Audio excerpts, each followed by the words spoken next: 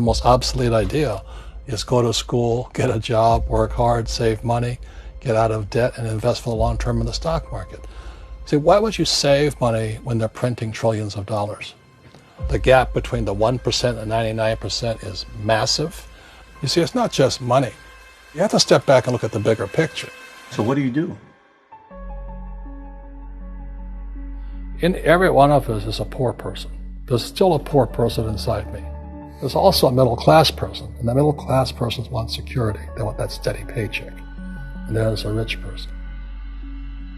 And they're all inside of us, except that it's not taught. You're taught to go to school, get a job, and get a paycheck. You're not taught to how to get rich. If you read Rich Dad, Poor Dad, my rich dad refused to pay me. He said the paycheck was one of the most damaging things you could take in your life. He says the moment you take a paycheck, you're an employee, and that's the mindset. So my rich dad never paid me. It drove my poor dad, government employee, nuts. You gotta pay people, you gotta pay people. And Rich Dad was not saying that the paycheck was bad. He says you didn't want to be a slave to money. So as an entrepreneur, if Rich Dad folded, I just started another company. I don't need a paycheck. I don't need anybody to take care of me. If my government doesn't like me, I move to another country because they need entrepreneurs there. So the entrepreneur is not so much the business. The entrepreneur is really the mindset and the skill sets and the different set of rules. You see, small business does not operate in the same rules as big business. Entrepreneur is a mindset first, a skill set, and rules. And depending upon whether you're an employee or a small business, the rules are different. The mindsets are different, the skill sets are different. If you could say one thing to somebody who's never been an entrepreneur and they're thinking about making the leap of faith into becoming an entrepreneur, what could you tell them? Well, I'll just tell them the same thing that happened to me. My last paycheck, I still remember it clearly. It was one of the worst and the best days of my life. And I was in Puerto Rico. I was working for Xerox, and my boss gave me it wasn't a paycheck, it was a bonus check. I think it was about $30,000, taxable. It's the only problem with that. So I got this check, and I went, holy mackerel. You know what I mean? So I was excited, but I was also disturbed. And so this other guy comes up to me, his name was John, and John says to me, he says, you're going to be back. I said, why? He says, because you're going to fail. I looked at him and said, look, few expletive words, because that's what he did. He left Xerox, failed, and he came back. And I said, look, you failed and you came back, but I'm going to fail and I'm never coming back. And that's the attitude. Do you know what I mean? If you say, well, if I fail, I'll go back to mommy and daddy, then that's what you'll do. So if you fail, that's when I became an entrepreneur, because I had no money. I had no money for years. I didn't have a paycheck. But that's what my rich dad encouraged me to do. He says, when you don't have this paycheck, you get hungrier, smarter, and it's a test of your character. Will you become a crook? Will you become dishonest? Will you cheat and steal? Or will you become a better human being? So really, that's the benefit of becoming an entrepreneur, is you really find out who you are when you don't have anything. So you always have to look at the big picture. Too many people look at, well, what's going to happen to me? When you look at the big picture, you're also going to know that when something bad happens, something good's going to happen. But you got to prepare for whatever is coming. If you think next 20 years will be like the last 20 years, you're going to get creamed. When you and I go to the supermarket and we buy a carton of milk, we always check for the expiration date. But most people do not check for the expiration date on their brains. Instead of get out of debt, I get into debt. I just refinanced $300 million in debt. I went from 5% to 2.5% interest. I made a fortune. Every month, more money comes in because my cost of money has gone down. So while some financial experts are saying get out of debt, I'm saying learn how to use debt. See, when I came back from in Vietnam in January of '73, the first thing my rich dad said to me was go to school to learn how to invest in real estate. It wasn't real estate, it was how to use debt and taxes. Debt and taxes make the rich richer. Debt and taxes make the poor and middle class poor. So all the rich guys who are doctors and lawyers or, those guys, they're getting creamed and they don't know why. Doctors are getting creamed. Oh yeah, they're making more money, but the take home is less. Sure. My doctor just yelled at me. He was happy. He says, "Oh, guess what? I finally made $1 million." And I said, "Yeah, this was just 3 weeks ago."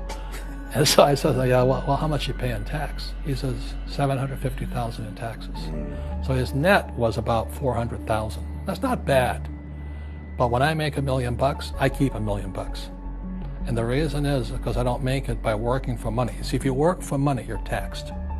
So that's why lesson number 1 in Rich Dad, Poor Dad is the rich don't work for money. What we do instead is we create businesses as entrepreneurs. We acquire real estate. I don't invest in the stock market.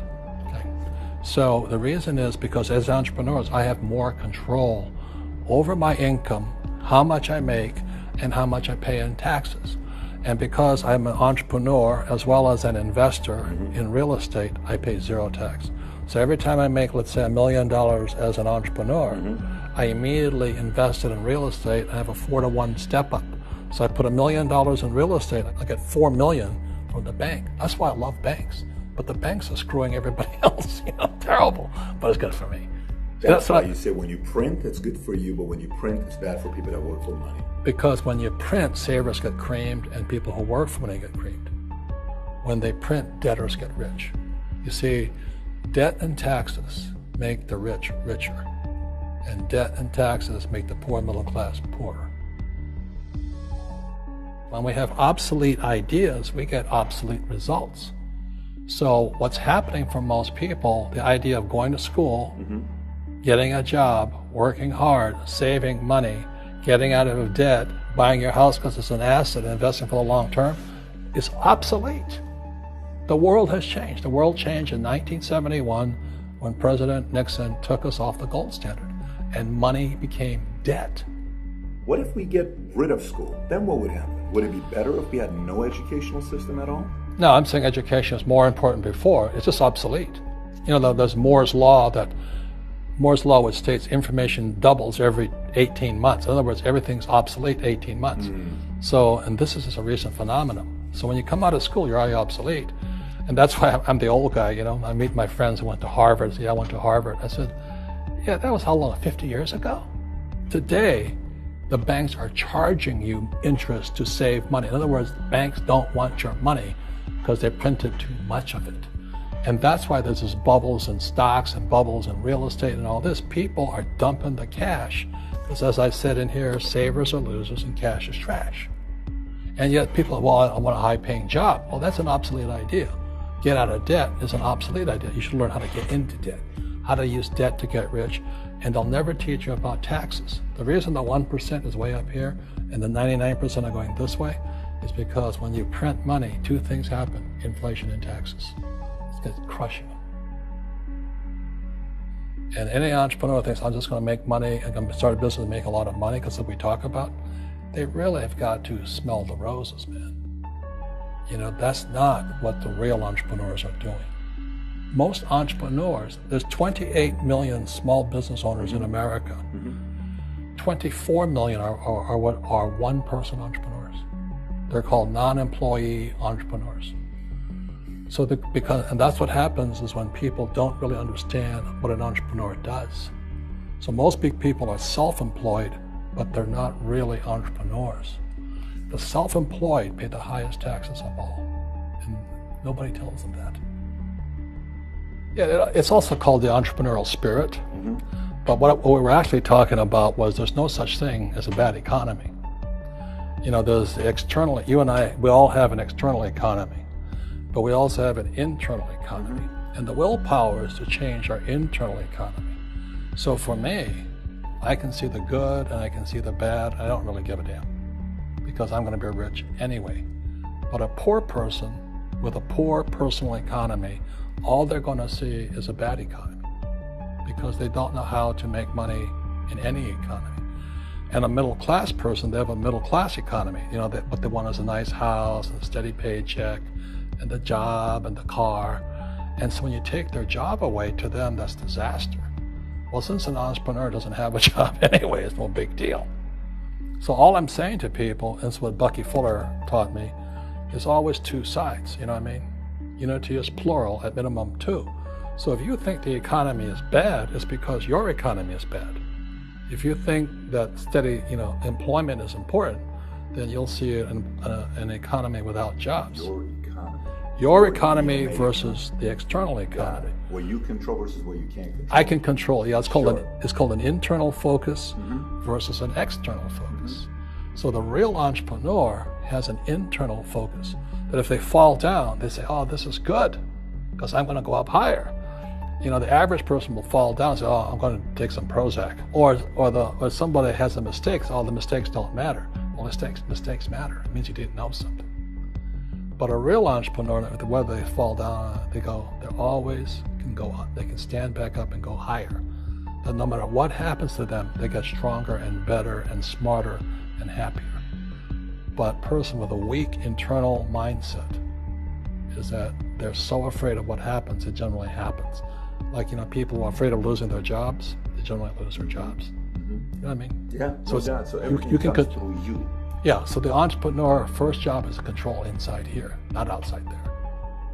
The moment you take that paycheck, you're an employee. You've got to be stronger than that. It's about inside control.